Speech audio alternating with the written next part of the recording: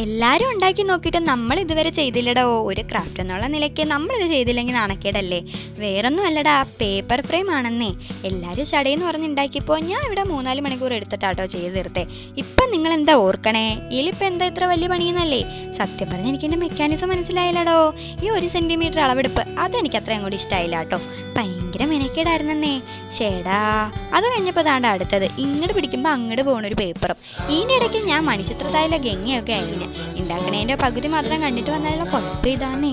ഞാൻ അറിയണോ ഇതിൻ്റെ ഇടയ്ക്ക് പശയൊക്കെ തേക്കണമെന്ന്. പിന്നെ സേഫ്റ്റിക്ക് വേണ്ടിയിട്ട് ഞാൻ സ്റ്റെപ്പ് കൂടി അങ്ങ് ഒട്ടിച്ച് കൊടുത്തോന്നേ. വീഡിയോ കണ്ടിട്ട് ഓടിപ്പിടിച്ച് അങ്ങ് പോവല്ലേ കേട്ടോ. ഇഷ്ടപ്പെട്ട ലൈക്കും കമ്പനി സബ്സ്ക്രൈബും വേണം. നിർബന്ധമില്ല, കിട്ടിയ സന്തോഷം. അങ്ങനെ നമ്മൾ ഉണ്ടാക്കി ഇട്ടോ പേപ്പർ മിനി ഫ്രെയിം. ഇച്ചിരി മെനക്കെട്ടാൽ എന്താ, പണികൾ കണ്ടപ്പോൾ എനിക്ക് ഇഷ്ടമായി. പിന്നെ കുറച്ചുകൾ നമ്മുടെ മെയിൻ ആണല്ലേ. സ്കെച്ച് കൊണ്ടിട്ട് കലാവിരുത് ഞങ്ങളുടെ പറ്റി. എങ്ങനെയുണ്ട്, തിരക്കിടില്ല അല്ലേ? അപ്പോൾ ഇഷ്ടപ്പെട്ട ഒന്ന് പറയാമോ? അപ്പോൾ ബൈ ബൈ.